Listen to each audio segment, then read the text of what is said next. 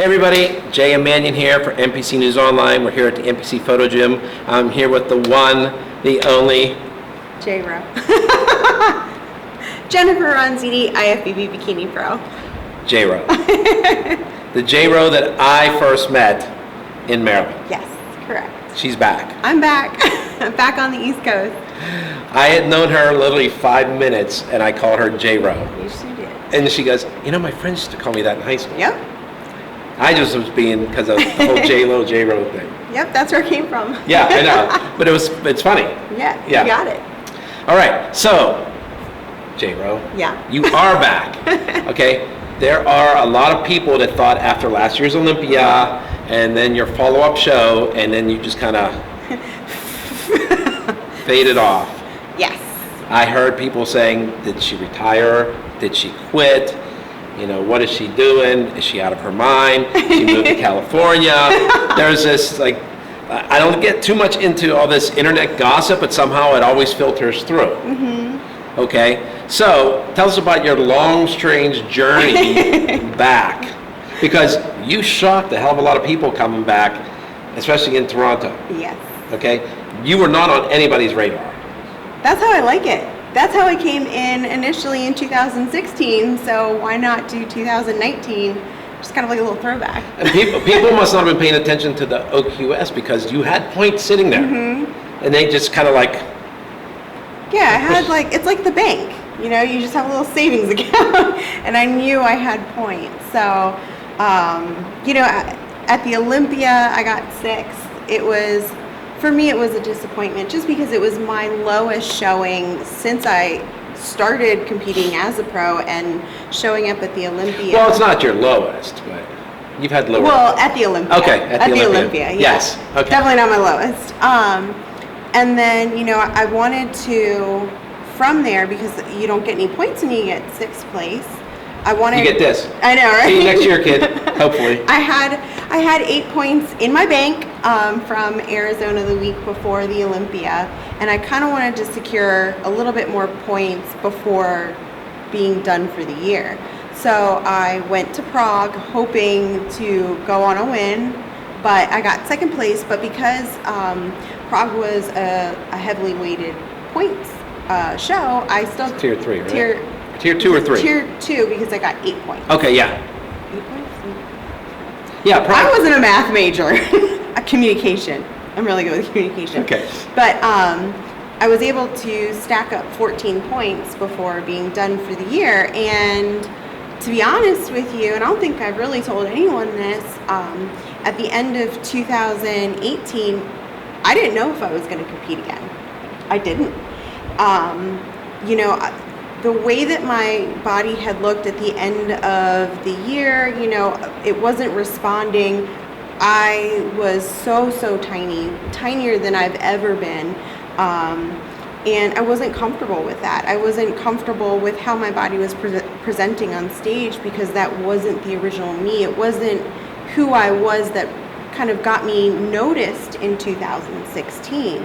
And you know, amongst all of the issues that I had with losing muscle and hormonal issues, I knew if I wanted to ever step back on stage ever again, I needed to get my body right, and I needed to get more muscle back and to bring back the 2016 Jen versus the 2018 that I wasn't happy. I wasn't happy with. Yeah, I remember because we did, believe it, it's already almost a year anniversary for the Miami photo shoots. Yeah. We talked there. I remember when you went to Prague, and I remember talking to you after, and you were pretty disappointed because then you were thinking of doing the Shanron Philippines show, and then you just said, no, I'm not going to do that. And the next time I see you was at the Arnold. Right? Yep. And you jumped out of the Yelmax booth at me. It scared me. It's literally like a ninja. She just jumped right in front of me. I was like, oh my God. Yeah. And, you know, with this sport, you know, you have to make sure that you keep your body healthy. If you want to continue competing, you know, you can't just keep running yourself to the ground and just go one more show, one more show, one more show. If you want longevity in the sport, you have to take care of your body. And I had to take a step back and say, could this hurt my competitive career, taking a step back? yes, it could. Absolutely. I've seen it happen before, but Where competitors come up and go past you, right? Exactly. And I mean, there's so many amazing competitors that are coming up right now. So you kind of like, you're like, oh, like, are they going to forget about me? And what I knew is they're not going to forget about you if you bring back a package that makes them go, wow. So that was important to me to take that time off. I mean, I took pretty much like 9 months off. Right. And that's a lot for a competitor to take off and literally like take a step back and not touch the stage and, you know. And I heard the things, you know, do you think she'll ever compete again? I don't know. Yeah. You're asking the wrong person, you know? I mean, there was a lot of doubts, there was a lot of talk, especially with, you know, you not going into the Arnold, okay? So you not going into Pittsburgh or New York Pro, people just, a lot of people really had written you off. Yeah, honestly, like mentally I wasn't there, and I knew I couldn't step on stage until I had that moment where I was like, I feel it again. Because you can't do the sport unless you have the absolute passion for it, because it is a hard sport. It's very like demanding as far as like the schedule, the training, the eating, the dieting, you know, it's a lot. So for me, if I'm gonna dive into something, I'm gonna dive into something 110%, and I wasn't gonna go back on stage kind of like 80% and then be like, oh yeah, she should have just Right. stayed away. So like it was really important for me to just come back and go, wow. Yeah. Now, you know, in that time you had moved from Maryland to Southern California, and what happened? What happened that you can say, or that you want to say? I loved California. California was an amazing experience for me. It was one of those things that I wanted on my bucket list to live in California. I, you know, moved on a whim. I took 2 suitcases with me. That was it, you know, like I was like 2 weeks later, I was like, let's move to California. You know, I did it for a year. I absolutely loved it. I made friends. I love the weather, but my heart is on the East Coast. Just because like I have family here, I have support out in the West Coast. Like I have friends and stuff, but Right. it's not the same as like your core like family, your core friends that you've grown up with. And, you know, I was finding myself flying back to the East Coast a lot, or flying my parents out to see me, and it just made sense. So basically what you're saying is you were here, but your support system was here. And your real support yeah, system. you gotta go where you're supported and you feel loved. And like I wasn't even with them for Christmas and New Year's, so that was really How weird hard. was that being in California for Christmas? It was growing rainy. up on the East Coast. It was very well. I mean, it was like the East Coast where it was rainy. Yeah, but it was weird because like you would smell all the Christmas scents and like walk around and like there'd be lights and stuff, and I'm like walking around like a t-shirt. It was really like weird for me. So I mean, will I vacation to California? Visit, absolutely, but for me, like the East Coast is home. So when did you make the decision to go back To the Yeah. East Coast? Yes. I just remember pulling up on Instagram one day. You're back at the gym in Maryland. I'm like, is she visiting? Like 2 weeks later, you're training at this gym again. You're doing your bands and all that stuff. Yeah. And I'm like, So what people don't really know about me is if like I make a decision and it like happens like that. So, and I don't like to hoe and hum over it because I don't want to change my mind or whatever. So I made the decision and broke my lease in April, and I was like, whoop, and literally like within a week I packed up all my stuff, shipped it out to the East Coast, and I was back to the East Coast. yeah. So do you think that was that better for you mentally, physically, Yes. everything, Yeah, like literally. personality? Absolutely everything, you know, just being around, like I said, my support system. But I knew it was the right move the minute I came home, woke up the next day, and I was 3 pounds lighter. Like, I just had so much stress that I didn't realize I was putting on myself in California, being away from everybody, being literally isolated from everyone that I know. And when I came home, my body was just like, Yeah. we're home. All right. So now, like I said, Pittsburgh comes and goes. New York comes and goes. The list comes out for Toronto Pro Super Show. I see your name on there. A lot of people don't understand what Toronto is a pivotal point in J-Ro's career. It really is. It is. So for people that might not know the story, if you want to give a Cliff Note version of why Toronto was so important to you. So my pro debut was actually at Pittbsugh. I thought I was going to get like first call outs. It didn't happen that way. I got 13th place. And you would just come off winning what in the NPC? Oh, I won at Miami Nationals. And I got NPC Nationals in Miami, no Miami Nationals. Sorry. But, you know, I literally... But you thought you were it. I did, because I literally was like the runner-up overall at Nationals. Yeah. And so then I go on this stage and I get like smacked into 13th place. I earned 13th place, let me just say. Like, I'm not, you know, going to sit here and say I thought I should have won. I definitely earned that. And at that point, I thought I was going to quit competing, because I was like, I'm not made for this. And I was really upset. But I was like, let's just give it one more go. And I went up to Toronto. And when I went up to Toronto, I won my first pro show. During my rookie pro career, went to the Olympia. And that was before they changed the point system twice. And it was an automatic qualification straight to the Olympia, second show. I use this story as an example to competitors all the time about how you were devastated. Oh yeah. She was devastated. I could tell you that for real. And she was literally, what she said, she was like, that's it, I'm done, I'm never competing again. I remember her saying that, I'm just like, okay. But, you know, and then I remember, you know, Toronto, and, you know, I just had, before the finals and everything, I had talked to my father and Tyler, and I'm like, so what's going on with Bikini? And Tyler's like, oh, you'll never believe that, that's killing it up here, right? They didn't tell me you won or didn't won, I mean, I don't know, but just from that, I remember, and then whenever the score sheets came out, I'm like, wow. So, it didn't surprise me to see your name back on Toronto this year, because I knew that this is kind of like a flashpoint moment for you, right? You've kind of reset yourself, you moved back east, okay? You know, and what better show to, even though it was only a couple months, I mean, really, in the span of people's careers, make a comeback. And make an important comeback. Yes. Be in that first call out and be right in the mix. Yes. I knew it was I know that I wasn't going to be ready in time for Pittsburgh or New York, so I didn't want to put myself there just yet. But I also knew that Toronto was another very closely watched show. So, and it was a show that's close to my heart. It was a familiar show for me. I've done it before. I know the expo, of the lay of the land, the stage and everything. So why not go somewhere where I felt good at before? It's the contest that made you as a pro. Yeah. So, and talking about how you said that, you know, competitors can come by, you have a rookie like Atila come in, and now you're sitting next to her.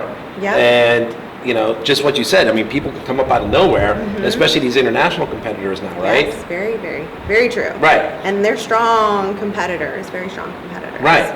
Yeah, and you two were close to each other in the lineups because of the last names and everything. Yeah. So, I mean, to see you, when I saw them call your number and you walked out, I could just see you had this sense of relief in a bit. And I swear you calmed yourself when you got into that lineup finally. I mean, not your individual's fine, but I know you were sitting there, because if they would have passed by you, it would have been like the old Wide World of Sports, the agony of defeat, right? Yeah. So that had to be a big motivation. Oh my gosh, yes. I was so ecstatic to be back in the top 3. That was the goal for me. I mean, everybody wants to win a show, but I knew for me, Toronto would be kind of that pivotal moment of me coming back if I was able to get myself back in the top call-outs, let alone the top 3. So the placement that I had, I was ecstatic with, beyond ecstatic with, because the competitors that I was up against, Attila and then Jennifer, who have done really, really, really well, and I was able hometown girl. Yep. And I was able to get 3rd place right next to them. I was like, okay, we're on the right track, you know, and it gave me so much more motivation to be like, you got this. Yeah. You're right where you need to be. Yeah. I mean, I thought that was great. I mean, from once you got your placing and everything, I mean, so what started going through your head? what's next? I just knew that, like, coming into Toronto, we were like 95% ready. So I knew I had to come in tighter. That was the feedback that I got from the judges. And I wanted to give myself enough time that I could get myself tighter, but stay full. Right. So I didn't want to just, turn around the next weekend, jump into another show. I wanted to do this strategically, knowing that I had to gain points, and I didn't want to tire my body out, because at the end of the day, the end game is the Olympia. Right. So if you go show to show to show to show all the way up until like the cutoff, how good is your body going to be come the Olympia? Right. So it was good because with Toronto being the last Tier 2 contest, then you had either Vancouver or Chicago, which were Tier 3. And then, as I always say, kind of like the last resort would have been Tampa. Yeah. Right, which is back to Tier 2 at for the 2019 Olympia. But you were able to go to Chicago and got my point. That's it. Yeah. And, like I said, we took our feedback, and I felt so amazing in Chicago. And, mindset's huge when it comes to competing. So when you feel that eerily calm, like that's when you're like, I'm ready. Yeah. So, and I know you're working with a new trainer. I am. Yes. Say who it is. It's Damien with Pro Physiques. Yeah. So how's that going? Oh my God, it's amazing. Pretty well, I would think. Yes. Damien and I see eye to eye, and the way that my training has actually changed to the way that I used to train back in 2016 and even prior to that, training more like an athlete, actually like lifting a lot more heavier weights, being able to build that muscle back, and then not doing a lot of cardio. Like Right. I didn't really do a lot of cardio. I maybe did 25 minutes for 6 days a week, if that, for Chicago. I'm not wearing my body down, which has allowed my body to have that pop, to look full, and to be competitive again with a lot of the girls that are coming in, because those girls are coming in like full and muscular, and they have beautiful shape to them, and that was important for me because I am a very petite competitor. Yeah, one thing I will say is this is somebody, going back to that, from Pittbsugh to the first time she did Toronto, that has listened to the feedback from the judges. She's told me, I've heard what the judges have told her, and she keeps doing what they're saying, or trying to do what they're saying, and it's helped with her success, and it's got you back to where you are. I mean, I know that what they were telling her from last year into this year, she corrected, because I've heard the judges say it. I've heard you talk to them. Yeah. So people, if you can get critiques, get them and actually use them. Yeah, it's important to know that they're constructive critiques. Don't take them as a personal thing against your body or yourself. Just take it as, hey, this is what you need to do if you want to be competitive. I take it and I'm like, all right, fine. They give it to me and it's like a present, and I just run with it. Like, it's really important to me to get that feedback from anyone that's ever judged me, because then the more feedback you have, the better picture that you have to build, coming into these important shows. Right. Jen, is there anybody that you want to thank, give a shout out to, that been helping you all this time, and especially recently? Absolutely. So I want to thank my coach Damien for being patient with me and helping me get my body back. I was so excited. Mom, Dad, anyone that's ever supported me, wish me good luck. And then also a huge thank you to all of my sponsors, especially Allmax. You guys have been with me for almost 3 years now, have been supporting my journey. Thank you so much. Buff Bikinis for making my amazing stage bikinis, All That Glitters Gems for all my stage accessories. So jewelry, shoes, you name it, they've got me covered. Just amazing companies. Oh, great. All right, so we will see you on stage in a month. 30 days. Well, we'll see you before, meet the Olympics, but it'll be a month till we see you on stage. I'm excited. Yeah, and for those of you that weren't aware this year, and I really wasn't, because I didn't look at the schedules, Jennifer told me that the Bikini Olympia now is all on Saturday, where it has been, previously it was Friday pre-judging at the Expo, Saturday finals. Well, now the pre-judging is on the Expo stage on Saturday morning with the finals on Saturday night. So don't go there on Friday looking for the bikini contest. But I look forward to seeing you in Vegas. You too. And J.M. Manion. Jen Ronzitti, J-Ro, we out. If you want to follow me on social media, you can find me on Instagram. My handle is JenRonFit.